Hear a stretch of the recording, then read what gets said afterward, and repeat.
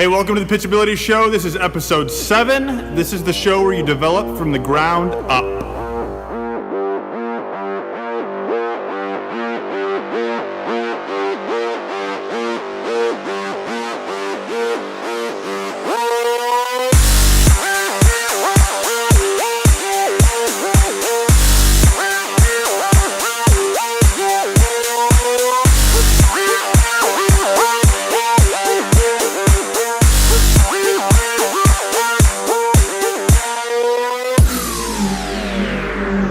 Hey, welcome to the Pitchability Show. This is Tom Oldham. As a reminder, you can find us on Facebook at facebook.com/Tom Oldham Baseball, on Instagram at Tom Oldham Baseball, and on Twitter at Tom Oldham 19. Tonight, I'm going to answer a couple more of your questions. I got 2 of them for you tonight. The first one being, what are the 2 best drills to teach young players who are just starting out in pitching how to throw properly? How to kind of sequence their throw. And the second is, how much throwing is enough throwing when I'm doing my off-season training? So we're going to first start out with that first question. So when I start working with players who have just started throwing, brand new to pitching, one of the first things that I'm working with them on is what's called a step back drill, and then the second drill is a rocker drill. So let me show you what I'm talking about with the step back drill. Basically, what we're trying to do here is get the pitcher to understand that we want the weight to go backwards before we go forward with the weight. A lot of young throwers are taught to just lift or up, down, and out, and then they get going too fast forward, and their lower half isn't sequencing right, so then it throws off their arm action, all sorts of things. So when I work with young guys who are just learning how to pitch or to throw, first thing that I want them to get is to think about going backward before they're going forward. So very simple drill to do. I'm going to back up here so you can see me. Basically, all I'm having them do is just stand with their feet together, their hands together, and simply do a step back and then turn and throw the baseball. So very simple. Again, all we're doing, feet together, hands together. I just want them to step back and then turn and throw. One thing that you can ask them to do as they're stepping back is to separate their hands. But really the biggest key with that drill is just to get them used to loading their weight on their back half. Very simple drill to do, just called the step back drill.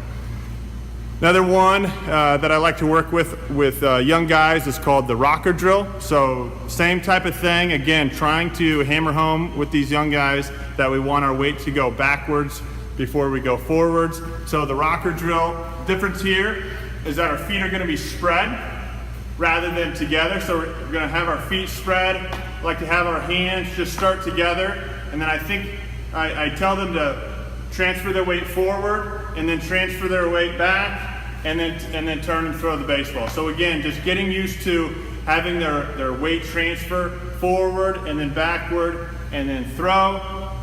That's the rocker drill. I found that's very effective with young guys who are just getting started with pitching or throwing. Those are the 2 drills that I would recommend. I found that those are the most effective. First one being the step back drill, hands together, feet together, step back, turn and throw.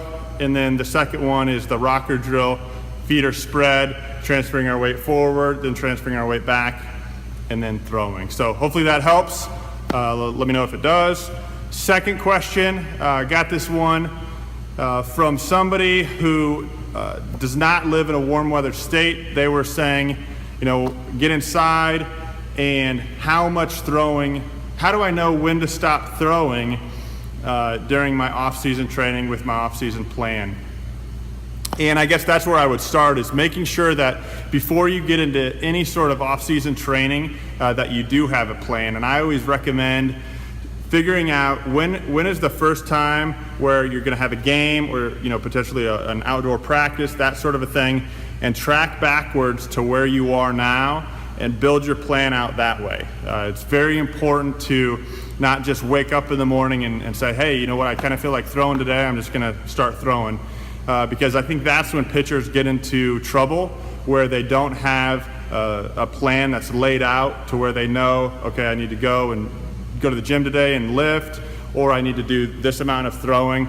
I think that's what gets pitchers into problems. So if you don't have a plan that is written out, I would start there.